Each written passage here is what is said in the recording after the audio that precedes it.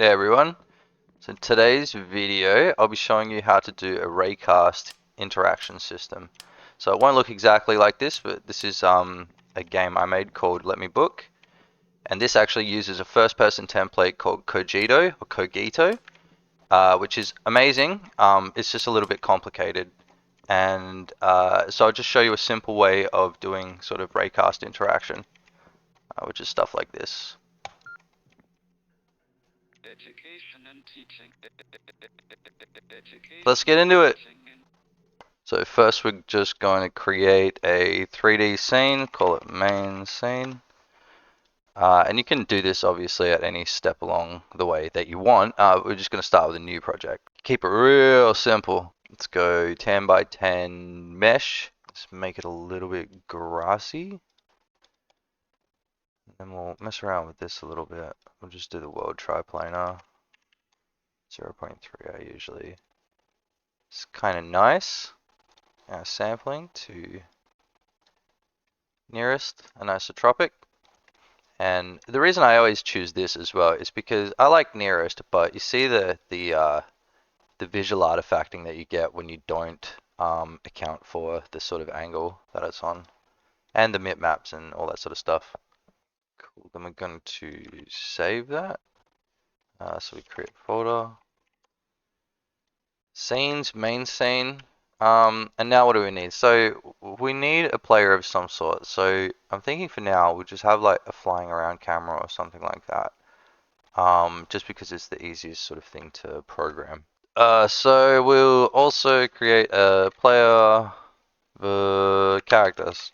That's the one, character body 3D. Call it player.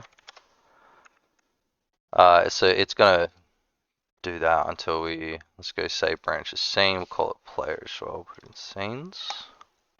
I'm gonna open it. Control Alt Shift S to save everything. All scenes. It's better than just hitting Control S. More peace of mind. So we need a collider, collision shape, capsule,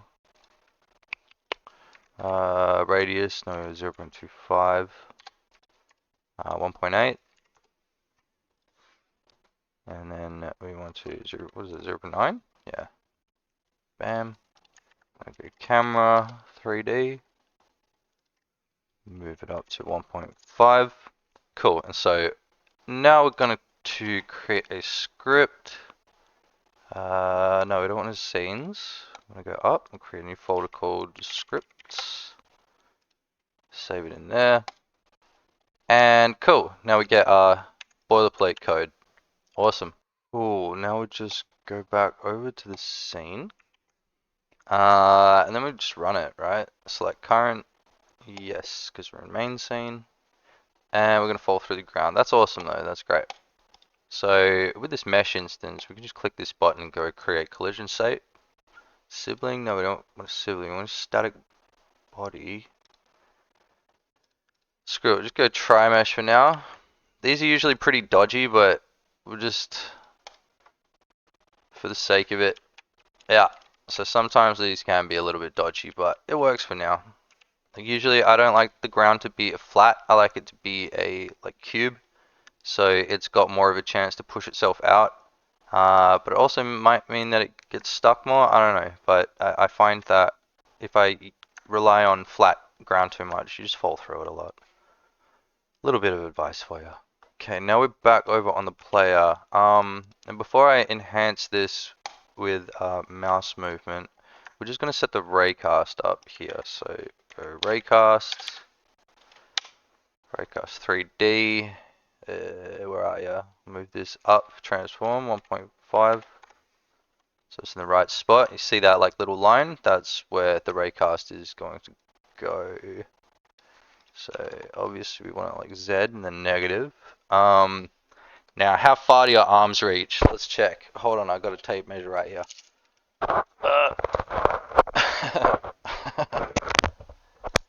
Okay, so it's about what, 65 centimeters, not trying. I could go more if I wanted. 65 centimeters, not trying. We're actually gonna make that something like 5 meters because it's gonna feel like crap if you're right up in its face, you know. trying to interact with something, especially with camera FOV that's sort of low compared to what your eyeballs see anyway. So we need to account for that. Speaking of FOV, let's actually see what our FOV is here. 75. Let's make that 90 just for now. And let's have a look, make sure it's working. So if you want, from this point, you can go visible collision shapes, and then we can run that again. And it's going to piss you off because it's right in front of you now all the time, but it'll turn red when it's being interacted with, or when it's seeing something that it can collide with, sort of thing. So we're going to go back to the player code, and we're going to enhance this now to take our input from our mouse. So what we're going to do here is we're going to rotate the player when we look left and right, and then we're going to move the camera up and down when we look up and down. So that's the challenge when it comes to doing this. But as you notice, when I'm looking up and down, the raycast isn't following the camera. So just make sure that it is. Okay, wrong one. Make sure that you've got this sort of relationship, parent and child, with this, because you want the raycast to follow the camera and not like the player, unless that's what you want. But that's up to you. So we can also do what's called a shapecast 3D. So instead of a raycast, we're going to cast a shape. So was this -5? We'll go back over the shapecast, -5, and we're going to see that there. So we'll keep that like that for now so we can see the difference. So new sphere shape. What this is going to do is it's going to cast a shape instead of a dot. On the end of this thing, you've got a point, and that's what's going to do the interaction. With the shape cast, we're going to use this entire sphere for it. So keep that in mind. Now, while we're here, in fact, I might keep both of these for now. Turn off none of them for now. But we're going to want to figure out what collision, what do you call it, layers we want these to interact with. So one is always going to be the world. World, at least in my games. 2, so for the player over here, we want the player to be on 2. Come on, you dog. Player. And then while we're here, we may as well do interactables. So that doesn't really mean anything. It's doing that's just helping you in the editor. So player is on 2. The player can interact with 1. For now, we won't make it interact with 3 because that means that you can walk through the things that you're trying to pick up. So if we're talking like a crate or something and you have it on 3, then maybe you do that. Or maybe you have like another separate channel for like physical bodies or something like that. And you just do it like that. So we go like physical or something like that. And this is where you would work that stuff out. So we're going to do the player on 2, not on 1 because it's not the world, and it interacts with 1, and we'll keep 3 off at the moment. So on the raycast, we don't want the raycast to interact with 1 because that's the ground. We want the raycast to interact with 3 because that's going to be our interactables, like I said. But we're not going to see anything at the moment if we do that. So we'll turn both on for now. We'll point both of these at the ground, and then we'll see what happens when we run it. So you see how it's turning red? It means that it's detecting something's there. So this will happen like every frame, as far as I'm aware. It's just going to update its own status. You can force the update, but in my testing, I don't think it's necessary. Sometimes I do it just to make sure. But yeah, it's there we go. So cool. We know that it's working. I'm just gonna undo that, put it back where it's supposed to go. Alright, awesome. Now we've got to work on, like I said, the enhancement. And the reason I call it enhancement is because, thank you AI, we're just going to pump that code into Claude, screw ChatGPT, and we're going to take this, and we're just going to go back, and bada binga bada boom. Oh wait, get gravity? No, we get rid of that. Yeah, I mean, this is the problem with AI. It's a little bit stupid. So now we're moving, we're seeing, we're interacting. Well, we're not interacting yet. We can see the things that we wanted to see. which is a start. As you can see that circle, that sphere, that's the shapecast. See how that differs from the raycast, where we're actually interacting with the shapecast already with the ground without actually looking at it. And so you see off the edge here, we can get a little bit of like that butter zone where you don't need to be looking directly at the object you want to interact with. So shapecast and raycast, very, very similar, but have obviously very different applications. But I say for in an instance like this, I would definitely use a shapecast. But if it was for something like guns or whatever, like a traditional raycast would use, then obviously just use a raycast. Awesome. Enhance. Enhance. Enhance. Enhance. Enhance. Cool, now let's make something to interact with. But first we're just going to go back to the raycast and shapecast and turn off it interacting with the world because we don't want it to interact with the world. So now as you see, it's not going to do anything with the world. Also, we may as well chuck some movement keys in now, so I'm not using WASD, so we can do that real quick as well. So usually I just go move up. Wait, what's this one? UI left. Okay, so here I click right there where I want. I hold Alt and I click in all the other spots where I want to edit, and we're going to backspace and go move. So move left, move right, move up, and move down. We're going to need to add those to the input map. Move up, moving on. Bam, do the others. Boom, and then we can add those in. So move up, moving on. Down, left. Alright, bam, that should work. There we go. We're on the way to making our own Skyrim. Oh, yeah.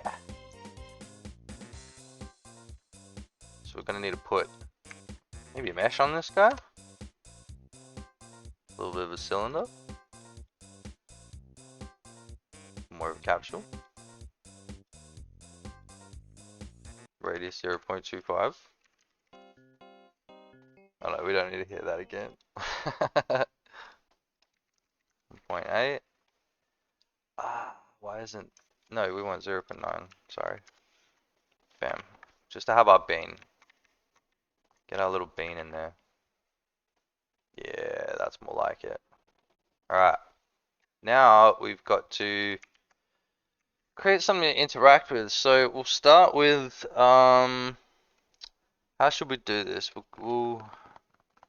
Can we make it a node? Should we make it a static body? Should we make it a rigid body? We'll make it a static body for now.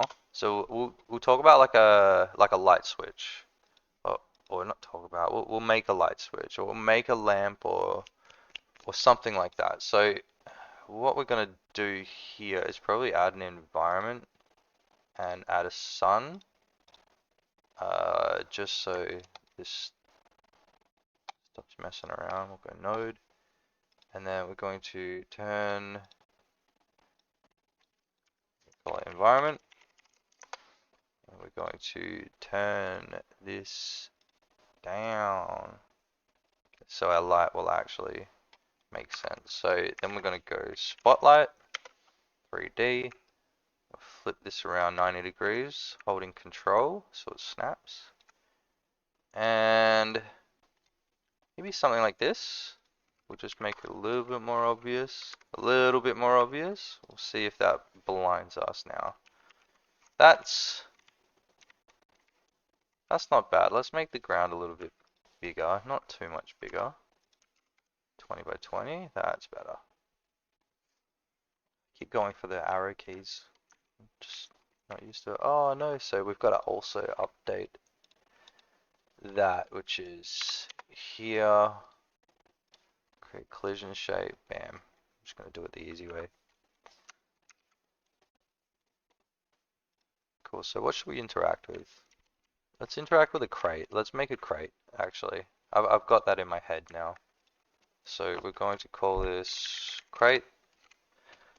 Crate, yeah.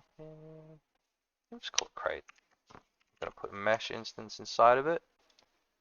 Of a box. Remember, we're not going to move anything around because we're going to save this as its own node. So we want to keep all the transformation zeroed out, so we don't need to fix that later. So, how are we gonna make this texture? Probably just gonna just freestyle it. Just get something that's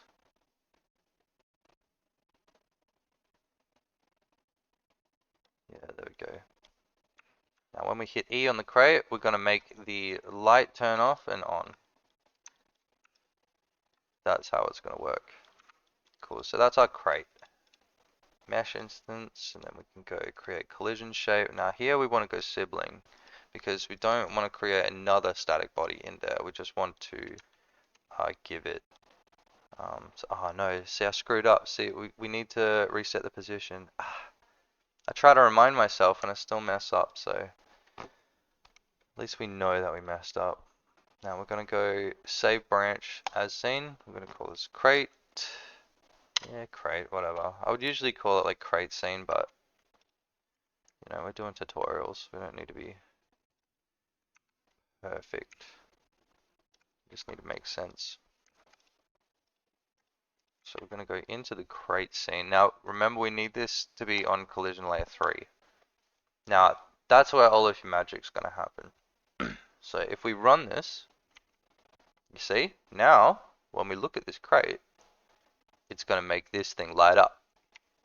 And then obviously, like we're talking about with the shapecast, like right here, we're already interacting with that. So the prompt for it is going to come up here.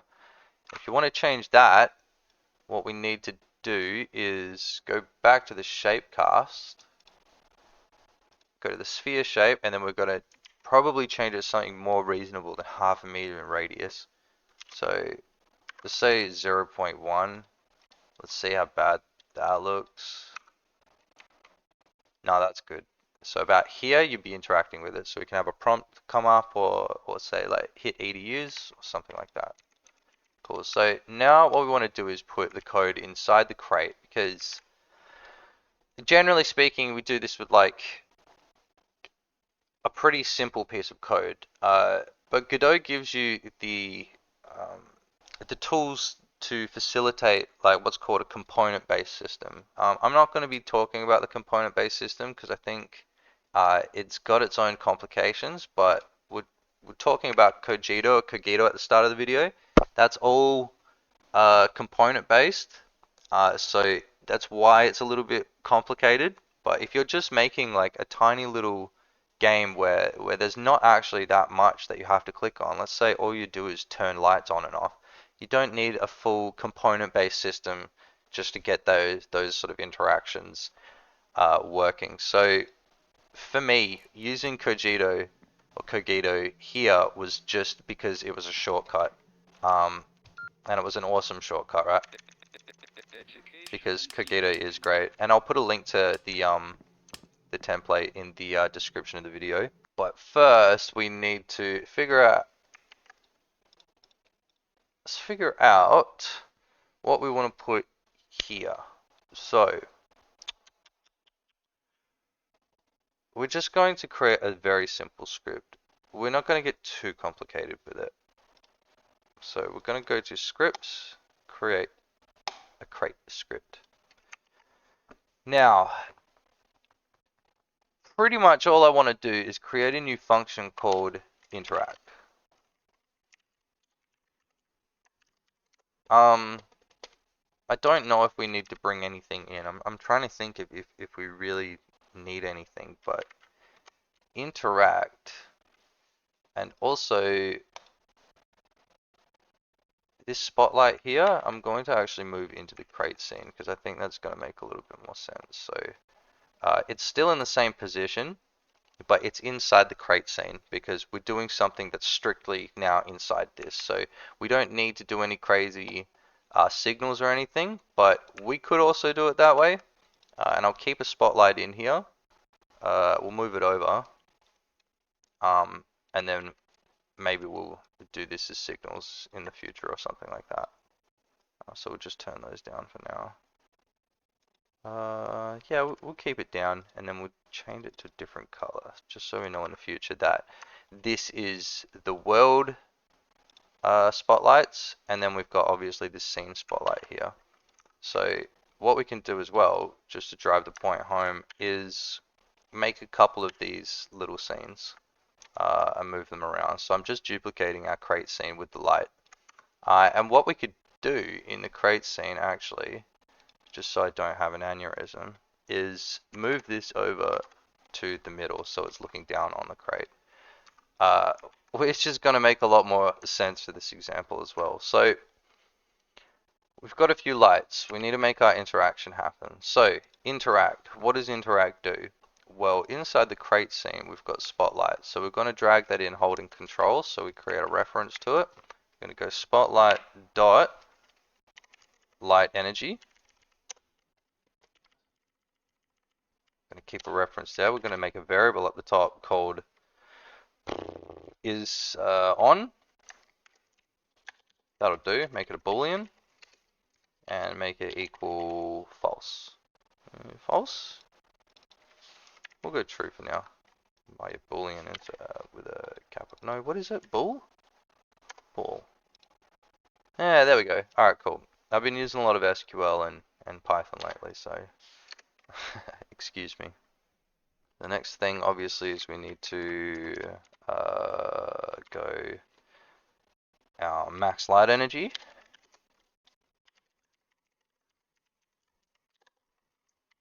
Which would be a float. And what I like to do here is just on ready, we just set that to spotlight light energy. So that's just going to take whatever we've got in the editor and it's going to just apply that. Editor only, no. I think we're good over here. Cool. Just to make sure that these actually can be different, that's all. If we wanted to, I don't know, edit child or edit what's it called? We do this.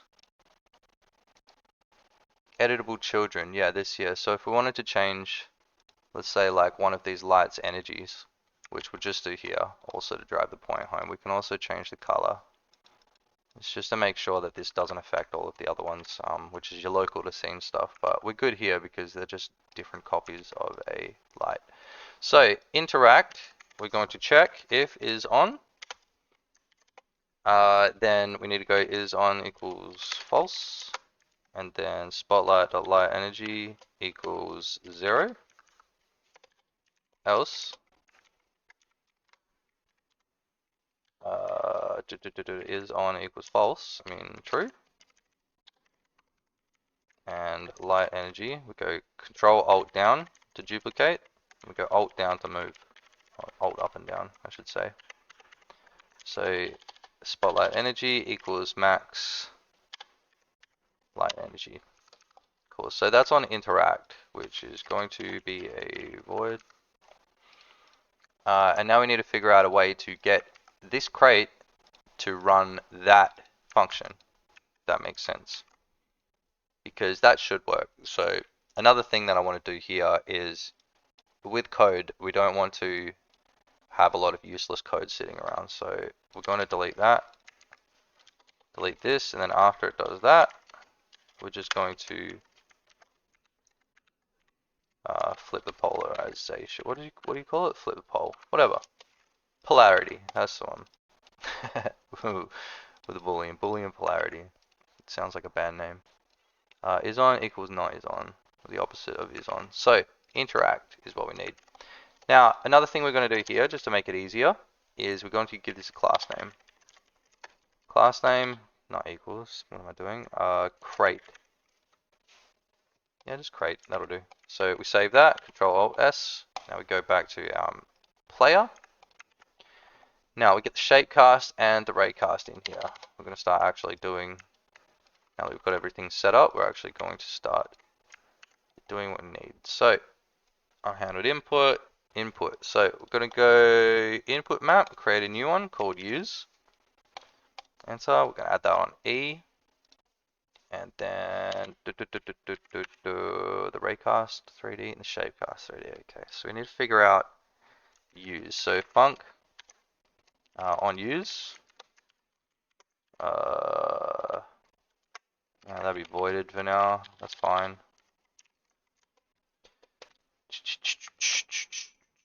So then we need to put those things in. The on use, we go input. If input equals, yep, elif event is input event key, and obviously you'd need to put input event joypad button if you were making this for controller as well. But we're not doing that right now. And input dot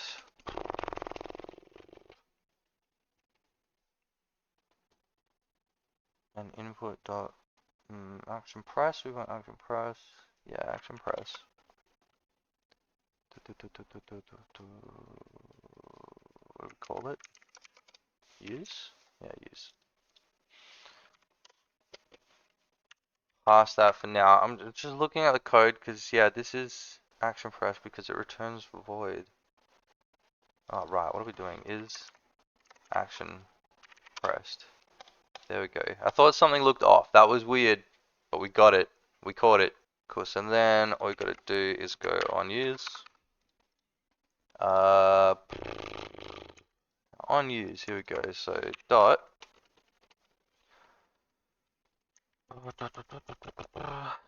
What is it? It's get collider point, get collision point. Now we just want to get the collider. So what if we just print this for now? Just do 2 lines at a time. We just want to see if we're actually getting expect at least ones. What are you talking about? Index, yeah, whatever. Just do the Raycast for now. Who cares? Is it? No, wait, I figured it out. I think it's just, we just put a 0 in there. Awesome. Alright, now if we walk around, we can see these things. If we hit E, you see down the bottom left. Actually, we might make this a little bit easier for ourselves. Shape. And then we'll call this one Ray. Ray's got a game. Ray crate. Shape crate. There we go. We didn't put the space in. Awesome. So we're detecting the crate. So we can see the crate. Now if we wanted, let's say text to come up over the screen when you're looking at it. It's like this is where you would do it. It would be something, wouldn't be in use. It would more likely be an unhandled input or something like that. Or just like in process, honestly. Yeah, just in process, you do that. But we're not going to do that just now. Instead, we're going to try and get that function to run, so interact. And because we're getting a reference to the crate, what we can do is then, so we'll turn off the Raycast for now. We're just going to do this var, what do we call it? Collided equals. What's going on here, right? Still got all the stuff left over from the print. Col shape. I don't want to type collided from the shape. Now we're going to go if col shape is crate. Col shape. I think this is how you do it. Col shape did interact. Now the power with putting the class name in here is now the editor understands all of the functions that are part of that. So if it's crate, then col shape do that. So obviously we can go like that, but you know we don't want to mess around. We just want to, if it's crate, col shape interact. So let's see if that works. Boom. You see the lights turning on and off. Easy peasy. You see when we edit the children as well, we can change the color of it. We could also do that through a export variable, obviously, but we don't want to get too complicated with it right now. So that's a super easy way to get your interactions working. There was something I wanted to do before I stopped though, and I think that was to actually get the text to show up on the screen when you were hitting something. So we're using the shapecast right now to do this interaction, and we're probably going to continue to do that. So on your process, do we have process? Maybe on the physics process, so it's not happening, you know, 144 times a second. It'll happen 60 times a second instead. So after this move and slide, we're just going to go var call shape. If call shape, what is it, is crate, then we're going to go, what's this player? We're going to just put a label on the screen. Yeah, here we go. Label. We're going to put it in the middle of the screen. Move it down probably. Go left, center.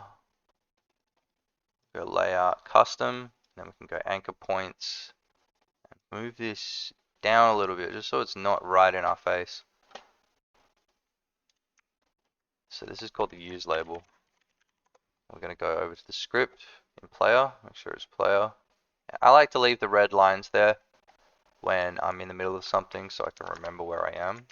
It's a good one. Just leave your code broken. Use label.show, or we can go use label.visibility true.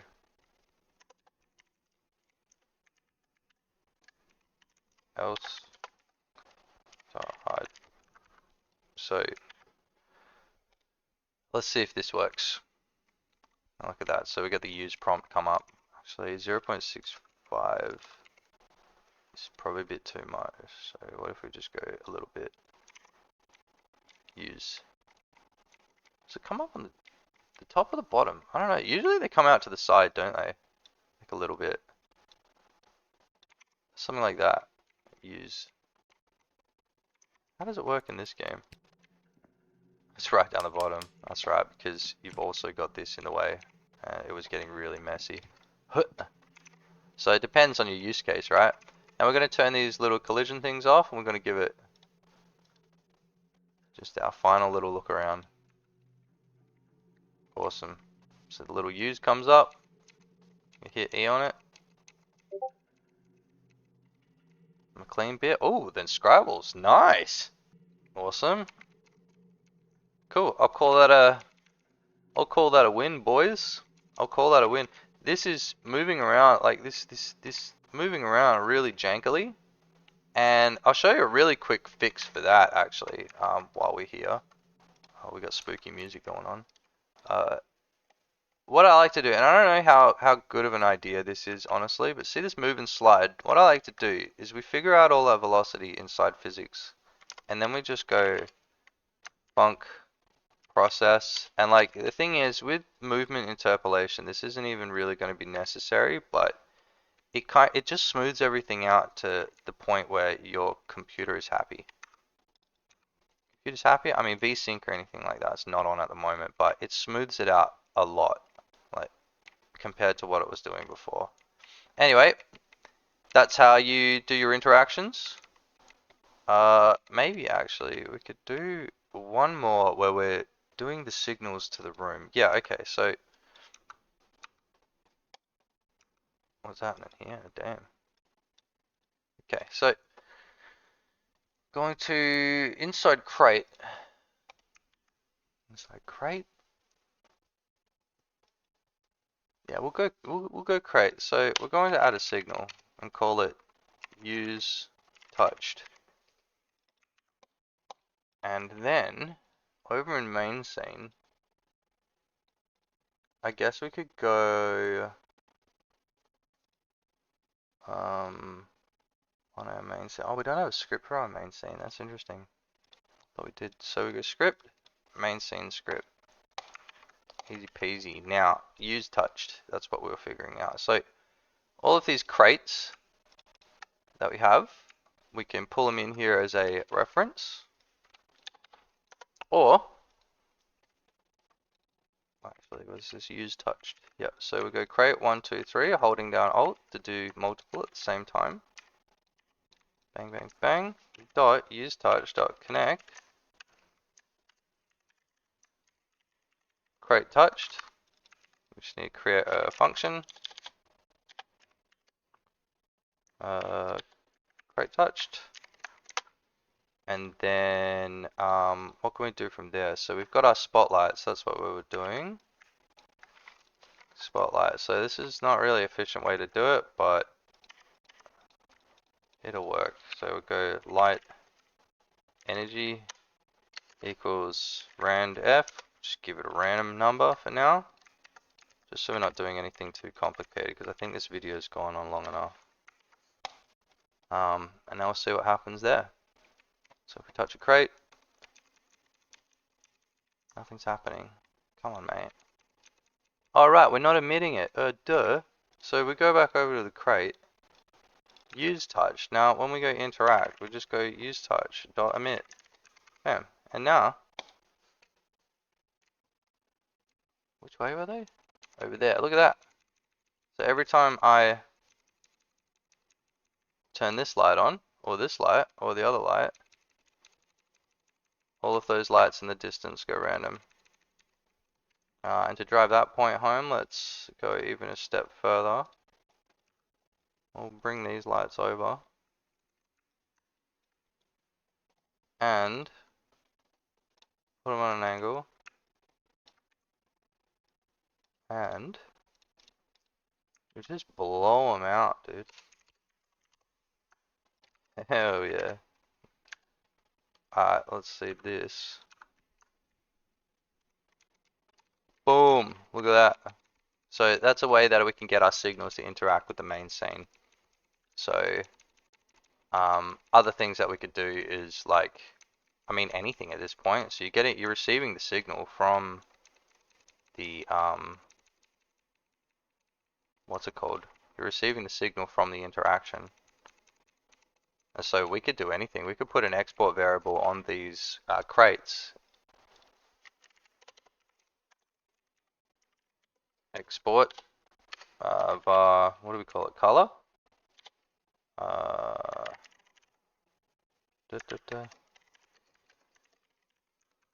Color equals color. Dot. I guess our aqua color, right? So then, light energy will go.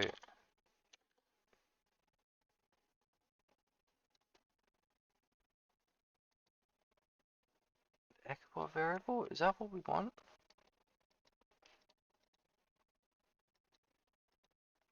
Yeah, so if we go our crate, yeah, crate, export color. Cool, it's aqua. So in the main scene, then we can go to our crates and we can choose a color for them. So one might be green, one might be like red.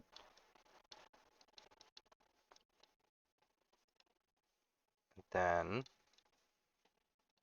make this a little bit more green.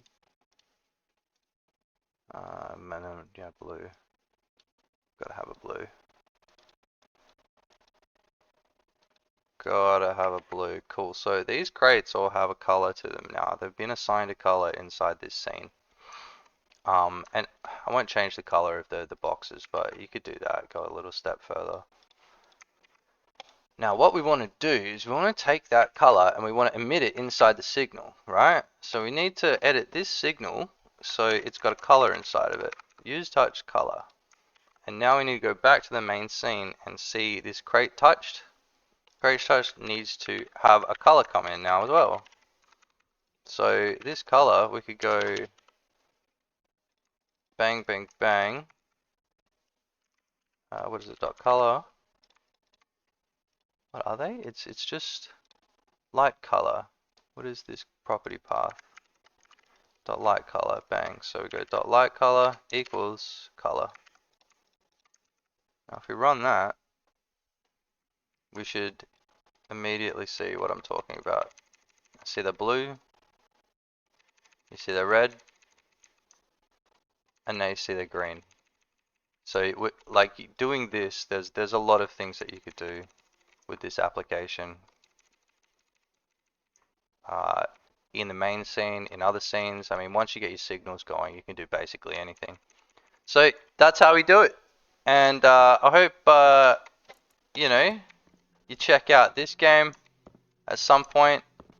Maybe we'll just end this video with we'll just end this video with a jump scare, I guess. So science fiction. Where's science fiction? Let's have a look. I have like a Patreon stuff, but I mean, just come and join the Discord if you've got any questions, and I'll walk you through whatever sort of issues you're having. Subscribe to the channel.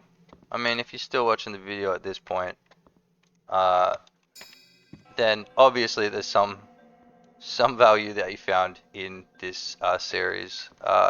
So yeah, just check out my games on Steam, all of that stuff, all of that good stuff. And yeah, hope you enjoyed the tutorial.